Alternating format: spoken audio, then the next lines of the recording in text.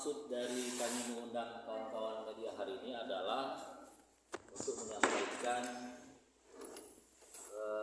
respon yayasan sekaligus klarifikasi atas tuduhan-tuduhan yang dialamatkan kepada kami yang dilakukan oleh manajemen dan staf atau karyawan Politeknik Sekayu dalam waktu seminggu terakhir ya. Saya ingat itu awalnya dimulai hari Jumat, Sabtu sampai dengan Senin sampai hari ini.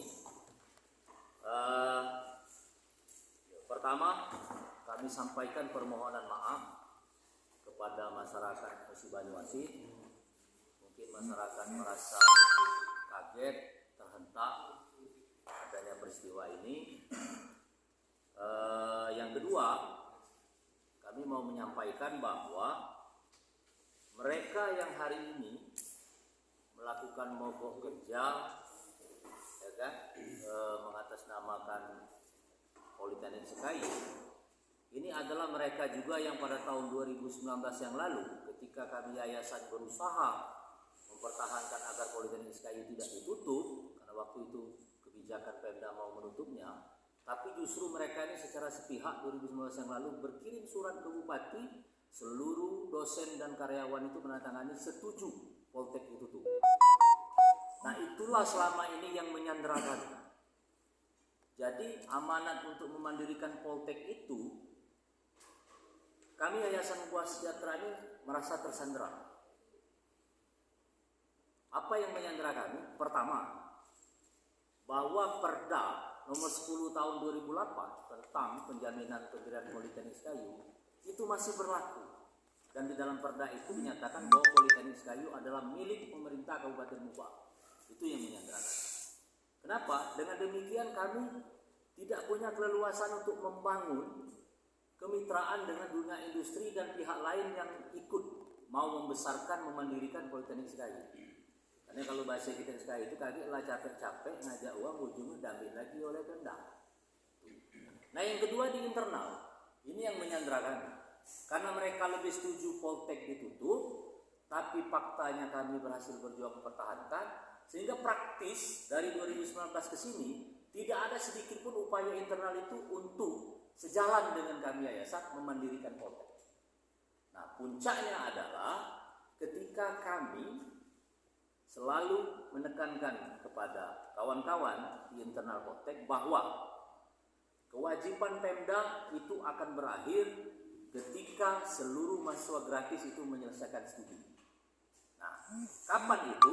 Nah, inilah sebetulnya titik ketidaksepahaman antara kami yayasan dengan pemerintah Kabupaten Muba. Nah, menurut kami itu karena adik-adik itu berakhir studinya pada bulan September nanti, idealnya itu masih menjadi tanggung jawab Pemda untuk menggaji karyawan dan dosen. Nah, makanya kami selalu menyampaikan kepada internal, September kita akan rekrutmen terbuka. Kita akan suasana baru, karena jujur saja standar Poltek ini terlalu tinggi. Organisasinya terlalu gemuk, kawan-kawan. Jadi kalau kami mau jujur, itu Poltek ini dengan mahasiswa yang nggak sampai 500, itu cuma 300-an, itu staf dan dosen itu lebih dari 60 orang. Nah, ini kan kalau tidak dilakukan rasionalisasi, ya tentu yayasan kan punya kapasitas keuangan. Nah, maka dari itu kami menjadwalkan tadinya bahwa proses kemandirian itu akan kita lakukan di September. Namun karena kemarin sudah dilakukan aksi itu, nah sebelum aksi itu sebetulnya saya sudah teleponan dengan direktur. Saya sampaikan, tolong manajemen Poltek surati Pemda atau pertanyakan ke Pemda kalau mereka menyetop biaya operasional Poltek itu kira-kira bagaimana nasib sisa mahasiswa yang gratis itu kan? Nah, ternyata tidak dilakukan, bukan mempertanyakan dengan Pemda, malah ya kan, menuduh yayasan yang bukan-bukan kan gitu. Nah, terkait itu kawan-kawan, detailnya ini sudah ada, cuman mungkin nggak mungkin saya bacakan satu persatu, nanti silakan kawan-kawan rumuskan sendiri saja. Yang jelas begini, pertama bahwa Yayasan Buah Sejahtera tidak mengelola dana yang bersumber dari APBD. Jadi dana berapapun jumlahnya itu yayasan tidak tahu. Karena Poltek sampai hari ini tidak pernah berkoordinasi atau melaporkan berapa uang yang mereka terima dari Pemda untuk apa saja. Kami dari yayasan tidak pernah menerima itu. Jadi Poltek berhubungan langsung dengan Dinas Pendidikan Kabupaten Moba. Yayasan hanya mengelola dana yang bersumber dari SPP mahasiswa kelas mandiri. Dan dana itu bisa kami pastikan digunakan semaksimal mungkin untuk pembenahan Politeknik Sekayu dan untuk memastikan penyelenggaraan kelas mandiri di Politeknik Sekayu. Jadi kalau soal dana itu. Nah, kemudian ada satu poin yang membuat kami miris terhadap tuntutan manajemen dan staf Poltek ini adalah mereka menolak intervensi yayasan. Nah, ini penting untuk disikapi. Kenapa? Karena dengan tidak adanya yayasan, maka Poltek itu tidak ada. Poltek itu bukan badan hukum. Jadi seorang direktur Poltek itu tidak bisa mengangkat staf atau apapun. Karena yang punya badan hukumnya itu adalah yayasan. Makanya di mana-mana itu SK pegawai dan dosen itu atas nama yayasan. Nah, kalau sekarang mereka menuntut untuk menolak intervensi dari yayasan, artinya sama saja ingin Poltek ini menjadi ilegal, menjadi tidak jelas. Karena jelas di undang-undang itu jelas, undang-undang tentang pendidikan tinggi itu jelas bahwa aturan yang menjadi pedoman dari perguruan tinggi itu adalah statuta. Nah, yang menetapkan statuta itu adalah surat keputusan ketua yayasannya. Dimanapun itu. Kemudian apa? Kemandirian Poltek itu juga diatur oleh badan penyelenggara, dalam hal ini yayasan. Nah, kalau mereka misalnya menuntut mau mengatur diri mereka sendiri segala macam, tidak ada itu, tidak bisa. Jadi kalau ada keinginan seperti itu, artinya kami menganggap ini skenario sama dengan apa yang mereka lakukan pada 2019 yang lalu. Pengen Poltek ini tutup. Nah, kami kalau sudah arah ke sana, aku yakin kan. Tidak ada cerita tak mundur-mundur itu. Kami ini cuma punya gigi maju demi kemaslahatan masyarakat Moba, meningkatkan SDM. Politeknik Sekayu ini tidak boleh ditutup. Nah, untuk itu kawan-kawan, kalau yang lain sudah kami jelaskan di sana, ada yang fitnah segala macam. Saya hanya menyampaikan aspek dari segi manajemen yayasan. Nanti aspek hukum akan disampaikan, nanti ditambahkan oleh penasihat hukum kami. Nah, untuk itu demi menjamin hak-hak mahasiswa, jadi demi menjamin kepastian keberlangsungan studi adik-adik mahasiswa di Politeknik Sekayu, kami akan melakukan beberapa hal. Yang pertama, kami mulai hari ini, terhitung 5 Agustus 2022, menonaktifkan manajemen Politeknik Sekayu. Jadi mulai hari ini, pimpinan Politeknik Sekayu tidak bisa lagi mengklaim bahwa dia sebagai pimpinan Politeknik Sekayu. Karena yang meng-SK-kan dia yayasan dan yang mencabut SK dia juga yayasan. Itu yang pertama. Yang kedua, kami akan membentuk tim percepatan kemandirian Politeknik Sekayu. Jadi harusnya tim ini tadinya di September baru kita bentuk, tapi dengan ada kejadian ini kami percepat. Mana SK-nya tadi? Nah, fungsi tim ini adalah SK tim. SK tim mana?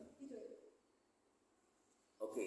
Nah, saya sudah meng-SK-kan tim. Jadi tim ini anggotanya dari pengurus yayasan dan dosen tetap yayasan. Jadi tidak semua dosen juga, ada yang masih berpikirnya rasional. Jadi nanti saya sebagai pembina tim, kemudian Pak Sekretaris sebagai penanggung jawab, nah ketuanya nanti Pak Rian sebagai dosen, nanti Lili itu sebagai sekretaris tim, ada dosen lagi Yudhistira, Muhammad Saril dan Indra Irawan. Nah, tugas tim ini adalah yang pertama melakukan rekrutmen pimpinan, dosen dan tenaga pendidikan. Jadi kami percepat proses ini. Jadi kita akan buka mulai Senin, kita akan share ke publik bahwa Yayasan Buah Sejahtera menerima. Kita akan tawarkan kepada masyarakat. Siapa tahu kita punya toko di luar sana yang mau membantu kita. Jadi mulai dari pimpinan, dosen, dan karyawan. Ya, kita akan buka ke publik, kita akan penerimaan. Karena kami cuma punya waktu 2 bulan. Jadi kalau sekarang sebetulnya kalau dikatakan adik-adik rugi, tidak ada yang rugi. Sekarang ini lagi posisi libur. Mahasiswa sekarang libur, tidak ada aktivitas kuliah. Mereka baru dijadwalkan itu masuk itu di akhir September atau selama-lambatnya di awal Oktober. Jadi kami punya waktu. Saya nanti berharap kepada tim, kawan-kawan di tim, tolong 3 minggu ke depan ini kita rekrutmen. Per 1 September kita sudah punya struktur baru di Politeknik Sekayu itu yang akan menyelesaikan persoalan yang ada, meyakinkan kepada publik bahwa Poltek ini tetap berjalan sebagaimana mestinya. Kemudian penerimaan mahasiswa baru tetap kita lanjutkan. Kita perpanjang gelombang 2 itu sampai dengan tanggal 31 Agustus. Nanti yang melaksanakannya ini tim juga. Kemudian registrasi ulang. Nah ini penting bagi mahasiswa semester 2 dan semester 4. Semester 2 semester 4 itu tidak ada masalah sebetulnya, karena mereka libur. Bagi mereka ketika masuk nanti ada nggak dosen, kita siapkan itu. Kita siapkan itu. Apalagi misalnya TI.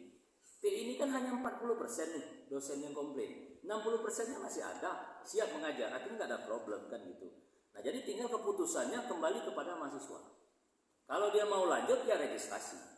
Kalau dia tidak mau lanjut ya tidak bisa kita paksa, artinya dia memilih untuk berhenti. Di mana-mana juga seperti itu.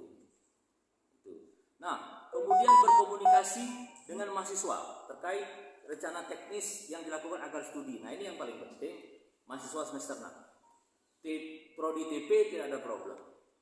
Prodi TI dan AK, nah ini yang kami butuh komunikasi. Karena kalau dosen yang sekarang sudah menyatakan tidak mau diinterogasi yayasan, artinya kami akan ganti dengan yang baru. Nah ini yang perlu pengertian dari adik-adik. Soalnya kalau sekarang mereka tidak mau dibawa yayasan, berdiri sendiri, tidak ada payung hukum. Justru kondisi sekarang inilah yang menyebabkan nanti ketidakpastian bagi mahasiswa ini. Kemudian melakukan hal-hal yang penting dan selanjutnya adalah melaporkan kepada kami. Nah saya pikir itu saja. Terus berikutnya setelah kami akan melakukan rekrutmen terbuka Senin nanti, kami meminta kepada mahasiswa. Kami meminta kepada mahasiswa Politeknik Sekayu untuk kooperatif. Untuk kooperatif, upayakan ke depannya tabayun. Jangan hanya menerima informasi satu arah, sehingga ke depan ini bisa kondusif. Yang kita perlu carikan inilah adalah solusi, dan persoalan yang ada ini tidak akan mungkin tidak ada solusi. Yang penting ke depan saya minta tim ini untuk berkomunikasi dengan adik-adik mahasiswa. Nah terus poin terakhir yang akan kami lakukan dalam waktu dekat adalah bersurat kepada PJ Bupati dan DPRD Mubah untuk memastikan pertama nasib mahasiswa yang gratis ini. Karena adik-adik ini sibuk demo minta turunkan yayasan, dia lupa nasibnya sendiri tidak dia perjuangkan. Bagaimana nasib dia ini? Apakah pemerintah masih mau bayar? Apakah mereka sendiri bayar sendiri? Kan belum tahu. Dan mereka lupa memperjuangkan nasib mereka sendiri. Nah kami akan mensurati. Oke, tidak apa-apa. Kami akan mensurati bagaimana. Kemudian kami akan mempertanyakan komitmen Pemkab Mubah. Karena dalam perda itu jelas Pemda itu berkewajiban membantu Poltek itu sampai mandiri. Nah Poltek ini kawan-kawan tahulah sepanjang sejarah ini berpuluh tahun dibuat skema gratis. Akhirnya yayasan maupun Poltek tidak punya sumber pendapatan lain. Ketika mau di stop kita bingung dana dari mana. Sementara mereka sudah tidak bisa buat. Nah kemudian satu lagi meminta kejelasan soal aset. Jadi kita itu terakhir menerima surat dari bupati itu menyebutkan bahwa soal aset kita disuruh berkoordinasi dengan Unsri setelah adanya berita acara mereka menyerahkan aset ke Unsri. Nah kami sudah ke Unsri, kami sudah ke Dikti, tidak ada penyerahan itu. Nah kami mau mempertanyakan ini. Seperti apa? Bagaimana ini tindak lanjutnya? Karena kalau menyuruh kita mandi secara teknis, di sini sudah saya sampaikan, misalnya soal honor mengajar dosen. Nah itu yang belum kita bayar itu cuma 4 minggu dari 18 minggu. Nah itu kira-kira. Hah? Dan itu pun alasannya karena perkuliahan baru berakhir 2 minggu. Tuh. Yang kedua, tidak semua honor penguji itu tidak kita bayarkan. Yang tidak kita bayarkan itu karena dia belum menyelesaikan tugasnya sebagai penguji. Apa? Belum memberikan nilai. Nah, kami punya kebijakan karena September nanti mau rekrutmen, tentu kami jangan sampai ada mahasiswa yang belum tuntas. Tuntaskan urusan dengan mahasiswa, kita bayar. Sehingga kalaupun nanti misalnya di antara dosen itu tidak kita pakai lagi, ya mereka tidak punya masalah. Kalau setelah dibayar, dia tidak dipakai, tidak ketimbul lagi ke bawah itu. Mahasiswa yang dirugikan. Nah, poin ini yang adik-adik mahasiswa itu tidak tahu. Kan gitu. Nah, kayak contoh ini saya buat. Misalnya prodi TP. Prodi TP itu 3 orang cuma dosen pengujinya. 2 sudah kita bayar, 1 tidak. Kemudian TP 8 dosen pengujinya. 5 sudah kita bayar, 3-nya belum. Kemudian dosen akuntansi dari 5 dosen 2 sudah kita bayar. Tidak semuanya kita tahan. Dan kita punya alasan kenapa menahan itu. Saya pikir itu saja dari saya. Selanjutnya mungkin akan ditambahkan dari Pak Edi Suswanto selaku penasihat hukum dari Yayasan Umbah Sejahtera. Baik, terima kasih. Assalamualaikum warahmatullahi wabarakatuh. Waalaikumsalam. Selamat sore kawan-kawan dari media. Terima kasih atas kehadirannya pada sore hari ini. Saya selaku konsultan hukum Yayasan Umbah Sejahtera mendampingi ketua yayasan untuk menyampaikan klarifikasinya terhadap kawan-kawan terkait dengan aksi yang dilakukan oleh Saudara Sunarto yang bersamakan Direktur Poltek dan staf Poltek serta beberapa mahasiswa. Kenapa ini perlu disampaikan? Karena memang yayasan ini kan Poltek itu adalah salah satu unit usaha dari kegiatan usaha dari yayasan. Jadi kalau kita berbicara soal badan hukum, ya kan, kepala ini yayasan, Poltek itu salah satu dari badan tangan, kanan atau kiri. Jadi banyak kegiatan usaha yang lain. Nah, kepada publik perlu disampaikan bahwa tadi ketua yayasan sudah menyampaikan dan itu sudah atas persetujuan ketua dewan pembina.